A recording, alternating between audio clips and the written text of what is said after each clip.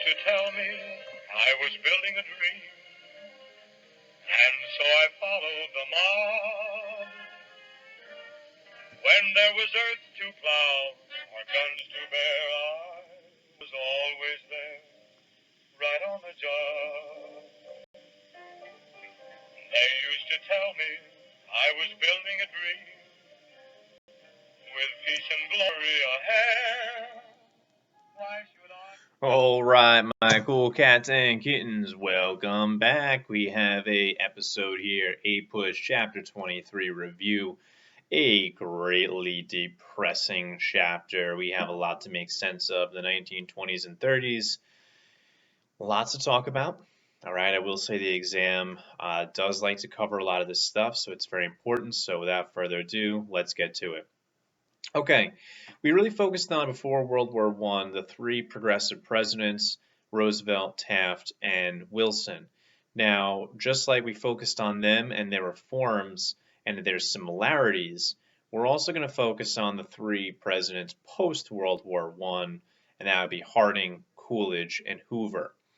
Now, a lot to talk about with these three presidents. They're very different than those three prior presidents as far as their progressive reforms. They are mostly going to favor laissez-faire economics. They're going to alter some of the progress that was made during the progressive era, and they are Republicans. So let's talk about these three guys. Now, Harding, really known for corruption and scandal. I wouldn't say you have to know all the specifics of the scandals. The one major one is called the Teapot Dome scandal. His Secretary of the Interior, Albert Fall, was basically caught accepting bribes in order to give out federal land for oil companies, which is illegal. It's not your land. You can't do that. You can't make money off the government if you're not obviously in charge of that land. But nonetheless, he is. The Teapot Dome scandal is the biggest thing that really happens in Harding's presidency. Otherwise, everybody's focusing on the Roaring '20s and how great things are. All right, so I wouldn't get too caught up in Harding.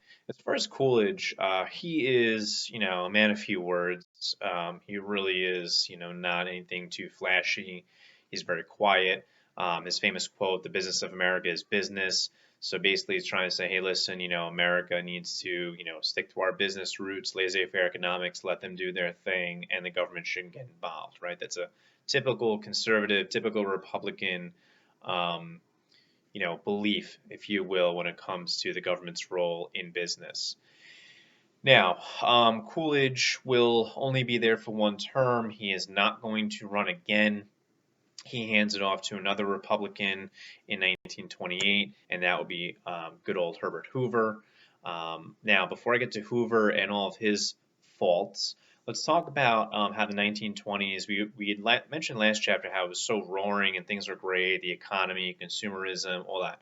We talked about all the good stuff, but there was a group, the farmers, who really didn't experience a very good time during the 1920s. So while everyone is off, in the clubs and partying and flappers and taking part in all those contests, the farmers are going through a pretty rough time. After World War I, their production levels remain high. They don't have anyone to buy their goods, and that hurts them, obviously, because they need people to buy their goods.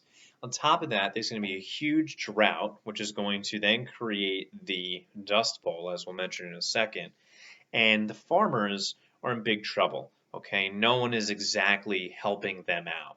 As far as unions, now union membership before the Progressive Era was rising, and then the Progressive Era really gave power to the unions, right? Roosevelt was the first president that had given or sided with the workers in labor disputes, and now the Progressive Era is over, you are going to see a return of the government trying to not get involved. And remember the Red Scare and the Palmer Raids we talked about last chapter only leads people, the public opinion of unions, to be viewed as radical. So what about Herbert Hoover? He is really remembered as, one of the villains, if you will, in our history, or someone who didn't really do anything to prevent the inevitable, if you will, and that would be the Great Depression. But let's talk about his presidency briefly. He is nominated in 1928. He is our new president. He wins over the Democrat from New York, Alfred Smith. This is a little This is a big win, obviously, for him. Democrat Alfred Smith didn't win for various reasons. He opposed prohibition, and he was also Catholic.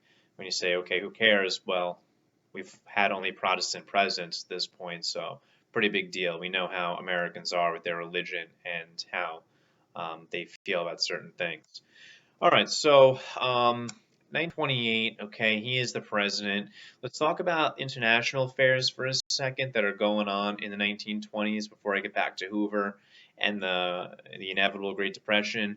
We mentioned last week that the United States went back to a foreign policy after World War I of isolationism. Well, that's not exactly the real story. The real story does have to do with, yeah, okay, we did reject the League of Nations, that's true. But there are a couple of examples of the United States being very involved in world affairs during the 1920s that contradict that idea of isolationism. Here they are. The Washington Naval Conference.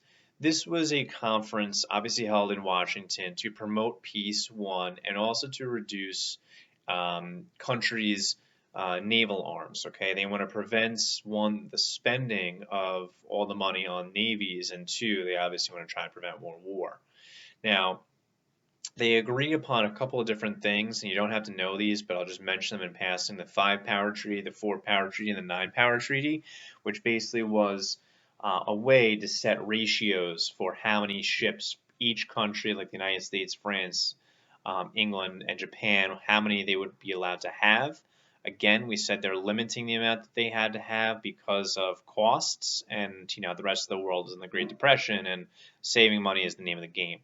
Now, Japan was a little upset about this because they were a growing power, and they've been upset since the end of World War I because they got nothing, and now they're being told they have to limit their navy, and they did not want to do this. So we'll talk more about this growing resentment between the U.S. and Japan later on, but keep that in mind. The last thing at the bottom of the screen is the Kellogg-Briand Pact, and this was a pretty pointless treaty as well that the United States was involved in the 1920s. The Kellogg-Briand Pact has all to do with cereal. Just kidding. It was nothing to do with cereal. It's basically outlawed war. It says you cannot go to war. Okay. And what happens if you do? Don't know. Okay. There was no provision for that. There was no punishment. It just basically outlawed war, which means this pact, this little piece of legislation the United States gets involved in is completely useless. Thank you so much.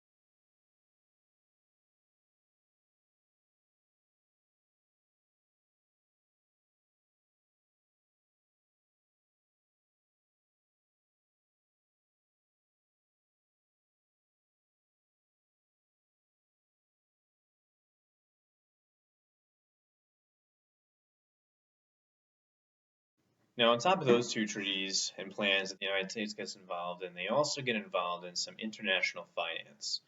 Now, if you remember back to last year, when you talk about, what's going on in the world after World War I and how, countries like Germany, for example, are in the Great Depression, before the United States even gets involved, there was big issues as far as the war reparations, right? Germany's in a depression, but yet the Treaty of Versailles slammed all this money that they're supposed to pay back. Now, the problem is, okay, Germany is obviously not able to pay that money, so they're going to have to adjust that plan a little bit. And that comes up in 1924, something called the Dawes Plan. The Dawes Plan is very different than the Dawes Act. Remember, the Dawes Severalty Act had to do with the Native Americans in 1887, had to do with breaking up their tribes, etc. The Dawes Plan was a adjustment of the German war reparations. So basically, the United States would say, okay, you know what, Germany, we know you're having troubles. Okay, how about we loan you some money? This way you can help pay back England and France, because England and France owe the United States. And it's basically like a big circle, okay? The U.S. loans money to Germany. Germany pays off England and France. England pays back the United States. And around we go. Now think about that for a second when or if one of those countries can no longer pay that money. Okay, well, that whole cycle is going to fall apart.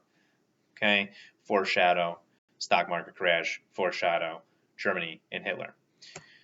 Now, let's talk about our causes for the Great Depression because there are a few that we really need to be aware of. And one of the major causes is our Dust Bowl that I mentioned earlier with the farmers. The farmers, as I said, but the 1920s are not doing well. There's a huge drought in the Great Plains area. The Great Plains area is Middle America. You're going to see a lot of people leave. A lot of those farmers are going to leave and go out west to California in search of work because they no longer can farm on this land. They're losing money and they lost everything that they own. This is really highlighted in a book called The Grapes of Wrath by John Steinbeck, in which this long book describes a fictional story of a family going out west, okay, in which they lost all their money. Even though it's fictional, obviously this story was very similar to a lot of people at this time. But the Dust Bowl definitely know about it and how our farmers really did not do so well in the 1920s.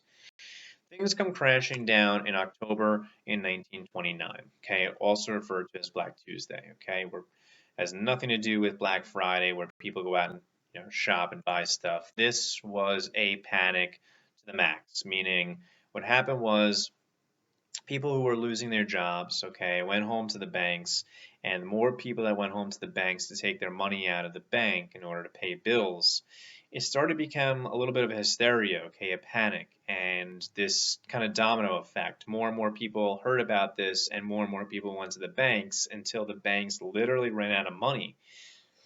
When the banks ran out of money, they closed their doors, okay? They couldn't say, okay, come back tomorrow, we'll give you your bank, we'll give you your money. No, not possible. The banks literally had to close, okay, and shut for business, which means a lot of people lost their entire life savings. So Black Tuesday was a huge, huge day in U.S. history in which many people lost everything they own. About half, more than half of the country's banks, okay, within about a 3-year period are going to close. And this is going to severely impact our country, obviously negatively.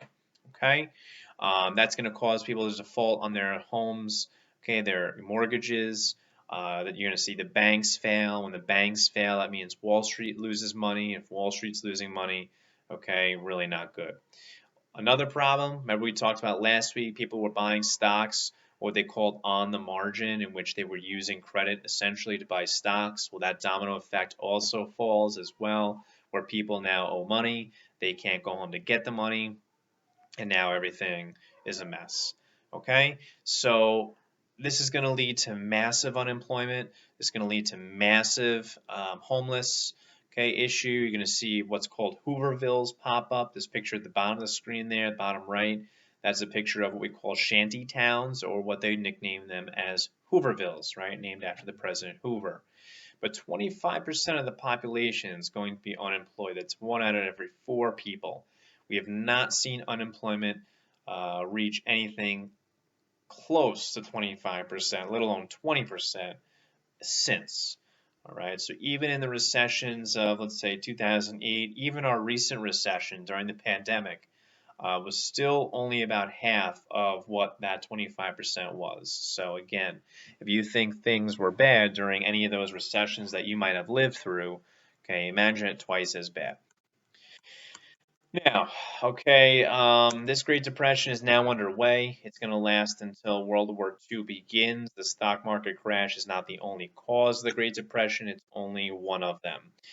The other causes, you had the installment plan. We talked about that last week. We kind of talked about how that's going to foreshadow a huge issue with the economy. So the installment plan, you have unequal distribution of income, right? The rich are getting richer, the poor are getting poorer during this time. The Dust Bowl, the farmers and also industries were overproducing, okay? The war was over and industries were still producing. Well, the problem is now that people start to lose their jobs, there's no one to buy that stuff. And so that's another major cause for the Great Depression. Couple of vocabulary terms there. We talked about the Dust Bowl, bread lines, and soup kitchens. Okay, those were set up in order to give people obviously free handouts of food. And shanty towns, like we said, also referred to as Hoovervilles. Unemployment, we talked about, reaches 25%. Okay, that's very, very bad. Take a look at this chart here. You can see in 1929 when the stock market crashes, okay, how unemployment skyrockets. We're going to talk about FDR in a little bit, and once he implements his plan for the Great Depression, things start to get better. But ultimately, it doesn't matter what we're talking about with FDR and how he tries to help. World War II is what actually ends the Great Depression. Okay, so it is important to remember that. Next, let's talk about what Hoover tries to do, because everybody looks to the president to respond to the Great Depression, okay, the crisis. Well, Hoover is a Republican. We said Republicans believe in laissez-faire, which means they don't believe the government should get involved or help out people or give handouts. Hoover, beliefs or philosophy was called rugged individualism. Rugged individualism means you must succeed through your own efforts, okay? He did not believe the government should be giving you a job. People don't really like that response, and so they're really calling for his head, okay? They really want this guy out. Now, before Hoover leaves, he's going to try to do a couple of things, what he calls his trickle-down effect, okay? He says, listen, if I'm going to help you out, I'm not going to create jobs. What I'm going to do is I'm going to pass a couple of laws that help the rich, the wealthy. You say, why would he help them? Well, in his mind, okay, conservative thinking, if you help the rich and the wealthy, they're the ones that control jobs. And if they have more money, okay, if they're the ones that are in control of your jobs, they're going to open up more jobs or raise wages. This trickle-down theory that he thought would help does not. He's not crazy though, okay? Don't think this was a stupid idea. This will be used in the future by future presidents, like we'll talk about in the 1980s. Okay, Ronald Reagan will use this in what's called his supply side economics, and it will work, okay? So he's not crazy for thinking this economic theory.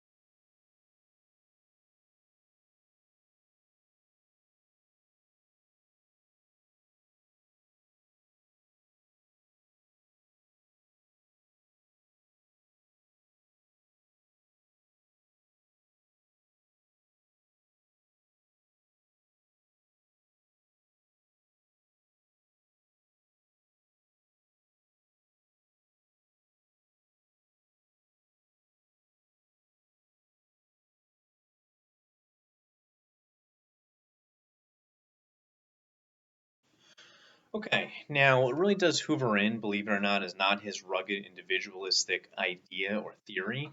It's actually what's called the Bonus Army Incident. Now, the Bonus Army Incident is a little complicated, but let's try to break it down step by step. Now, World War I veterans believed that they were entitled to a pension.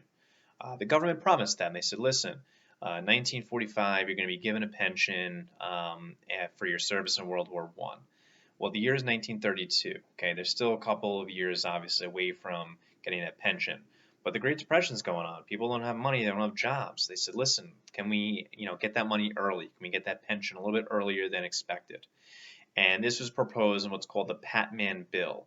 Okay, and so you're going to see about almost 20,000 World War I veterans and their families march to D.C.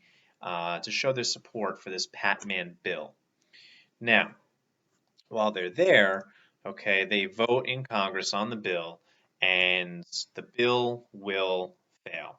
Okay, it does not pass, and Hoover says, listen, everybody who came to show their support, thank you so much, but the bill didn't pass, which means, you gotta leave now. And these people said, some of them said, okay, we'll leave, but you still have a couple of thousand that stay. And Hoover says, listen, if you don't leave, I'm going to have to call in, the National Guard, and you're going to have to be dispersed forcefully. And that's exactly what he does. Hoover calls in troops under the command of General MacArthur, who will be, pretty famous from World War II coming up. He and the troops, are going to gas the crowd. 2 people are going to be shot, and an 11-month-old baby is going to die. That doesn't look very well on a guy in 1932 for Hoover, who is trying to win re-election. So ultimately, that is really going to be the nail in the coffin to Hoover's presidency. Yeah, he didn't do that much, and he didn't really seem like a champion of the people anyway, but he definitely just killed any chance of him being reelected.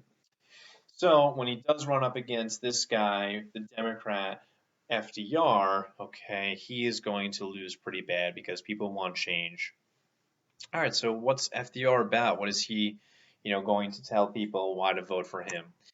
FDR offers people what he calls a new deal, He is going to offer a new chance, a clean slate for America to get out of this Great Depression, Now, FDR, a little background information about him. He is a survivor of polio. He is left paralyzed from the waist down, so he's in a wheelchair. Although the American public didn't know this, you will notice all the pictures that he's in. He is usually in a chair, sitting. So what would happen most of the time is he would get early, or he would go early to any formal event or a speech. He'd be sitting down already, or he'd prop himself up at a podium. And so he didn't want people to know this, if you think about it, because people would view him as being weak, especially world leaders. So he was never photographed in his wheelchair. His wife, Eleanor Roosevelt, she's a pretty big deal. We'll talk more about her at the end of this unit, but she is going to be one that revolutionizes the position of the First Lady. Roosevelt surrounds himself by what he calls his brain trust, or his advisors that are going to help come up with the New Deal programs we're about to speak of. And we have the first ever woman who is part of the presidential cabinet. She is in that photo there with the arrow, Frances Perkins. And that's a pretty big deal. Obviously, we haven't seen a woman in the cabinet just yet. So what is the New Deal? It has 3 major components. 3 major components are defined as the 3 R's: relief, recovery, and reform. Just a side note, should sound kind of familiar to another Roosevelt in the past, Teddy Roosevelt, who was FDR's cousin, who had a square deal for America, and his 3 components were the 3 C's. So obviously very similar in more ways than one. All right, so what are the 3 R's? Relief, recovery, reform. Well, they are different areas that needed to be helped by Roosevelt. Now, relief for the needy. This means creating jobs. There's a lot of programs that are going to create jobs, like the AAA, the Agricultural Adjustment Act. This helps farmers. This helps production. Basically, the government is going to pay the farmers not to produce as many crops as they could. So, the farmers, we said a big issue with them was overproduction. They were overproducing crops, and that helped lead to the land drying up and the Dust Bowl. Well, if you pay the farmers not to plant as much, well, then that helps the overproduction issue. The CCC puts young men back to work building roads and parks and trees, erosion projects, etc. It's going to put 3 million people to work, so that's a good program. The National Recovery Act, this is going to also be aimed at producing jobs, also helping codes for limiting production. Again, we talked about production being an issue. This bans yellow dog contracts. We talked about a yellow dog contract during the Gilded Age. Yellow dog contract, if you don't remember, was if your boss said, sign this piece of paper, I'll hire you if you do not join a union.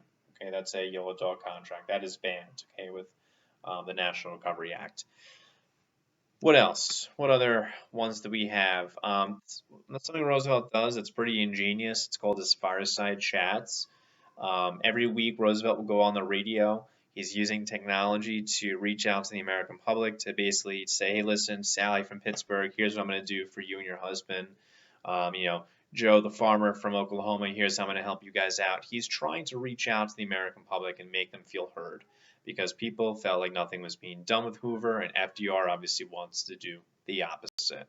So his fireside chats help bring about change and also reach out to people's individual needs every week on the air. Obviously, FDR is going to have a pretty or a much better image than Hoover, especially with Hoover at the end with the Bonus Army incident. Another thing, the Tennessee Valley Authority, okay, this is mostly in Tennessee, as you can see on the map there. This is a project that's going to bring electric to a lot of different people who never had electric in those areas. And again, by doing that, you're creating jobs. Economic recovery, there's many things to help the economy recover. So this is the second component of Roosevelt's New Deal. One of the things is he's going to help repeal the 18th Amendment, okay? The 21st Amendment repeals it. Prohibition is over. Why would the government do this? How does this help the economy? What can they get from alcohol? They can tax it, okay? They can tax the alcohol and make some money. What else? Homes, okay? The housing industry was a collapse after the Great Depression. People lost their homes. They couldn't pay their mortgages. What Roosevelt does with the Homeowners Loan Corporation, the Federal Housing Administration, allows people to buy homes with a little down payment and extends their payments over the course of time. Okay, so you give people longer periods to pay money and you make it less. Okay, that's obviously good for people buying homes.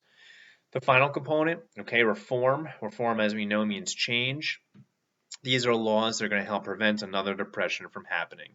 One of the biggest ones is the FDIC, the Federal Deposit Insurance Corporation. This is still around today. If you go to your bank, this is a big sticker on the door of your bank or your ATM, and it basically insures the money that you have in your bank.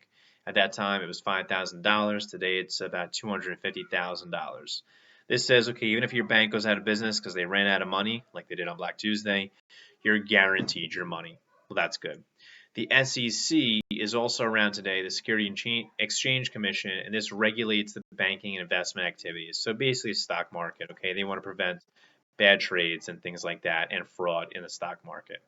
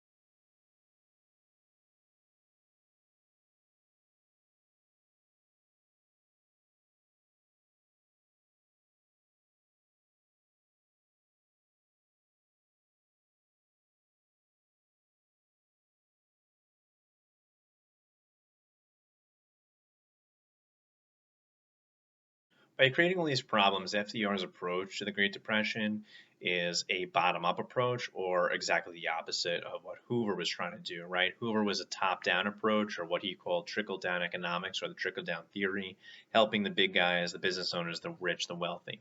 FDR is the opposite, pump priming, or the bottom-up approach, meaning creating jobs, in Roosevelt's mind, will help people have money. If people have money, then they'll be able to invest or buy stuff. Okay, the complete opposite approach than Hoover. He gets this idea from, like you can see in the cartoon there. Have you ever seen an old-fashioned water pump where you continuously pump that lever and water will come out the spigot? Okay, that is what Roosevelt is thinking. If he helps spend money with the government's money to create jobs, then people, once they have those jobs, will spend money in turn to pay off the debt of creating those jobs. Other things to be aware of, Roosevelt is going to take the opposite approach of, good old Hoover and Coolidge and Harding, and kind of go back to those progressive presidents and take the sides of the workers. The Wagner Act helps protect the rights of workers, helps them to collectively bargain, which means that they can sit down with the owners and, basically come up with compromises on whatever issues they have, protects their right to do so. Fair Labor Standard Act raises minimum wage and working hours, okay, a week down to 40. So again, just examples of how Roosevelt's taking the side of the workers. One of the biggest programs, and this is another relief program, is the Social Security Act. This is a big one, I would definitely know. In 1935, it says 3 or 4 different groups of people are helped or assisted by this Social Security Act. One, elderly. Okay, once you hit 65, you can retire and you can get a pension. Okay, from the government essentially. They'll help pay for you to be old because, face it, when you're 65 or older, it's very hard to have a full-time job and to, maintain that job past that age. Unemployment compensation. So if you're unemployed, you can have the government give you money for X amount of time. That differs all across history. It can be for a year. It went up to 2 years in the Obama years. During the pandemic, we're going on a year now with that. Families, with mothers with disabled children or families with disabled children as well. You say, why is that one in there? Well, think about Roosevelt and his personal circumstances. He himself is disabled, and so he also felt children that had disabilities were at a disadvantage, and so they also should be helped by the Social Security Act. Here's a good representation of the differences between Hoover and FDR's 2 different approaches to helping the Great Depression. Hoover, top-down, trickle-down theory. FDR's pump priming, a bottom-up approach. Right? That's a great representation. FDR is creating all these programs. He's going to get some of these programs shot down, if you will, by the Supreme Court, in which they're going to call some of his programs at the NRA and the AAA unconstitutional. So FDR says, okay, how can I get them to basically okay my programs? He comes up with an ingenious idea. He says, why don't I just add more Supreme Court justices to the court? You say, okay, how does this solve the situation? Well, think about it for a second. If you know, according to the Constitution, who has the power to select a Supreme Court justice, it's the president. Okay, they're the ones that pick them. So if Roosevelt's going to pick new justices for the court, he's going to pick people that are going to okay his programs, his plans, and so he wants to pack the court with as many justices as possible that are going to support his plans. There were 9 on the court at the time. He wanted to increase it to 15. This is going to be shot down, okay? He will not be able to what's called pack the court. They see it as an abuse of power. However,